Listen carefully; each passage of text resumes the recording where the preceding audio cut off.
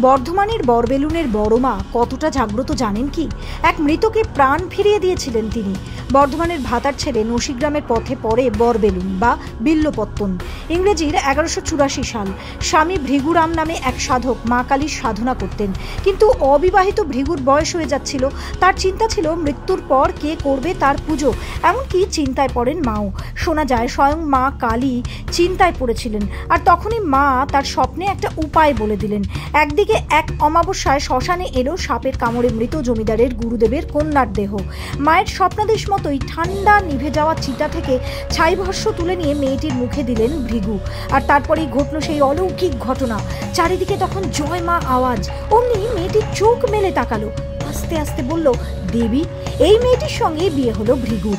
স্বপ্নে মা যা বলেছিলেন ঠিক তাই ঘটতে লাগলো। মা নিজেই নাকি বলে গিয়েছিলেন বিল্লপত্তনে আমি বড়মা। আজও তাই মা এখানে বরবেলুনের বড়মা। ভিডিওটা ভালো লাগলে অবশ্যই কমেন্টে লিখুন জয় বড়মা, আর চ্যানেলটা সাবস্ক্রাইব করে নিন।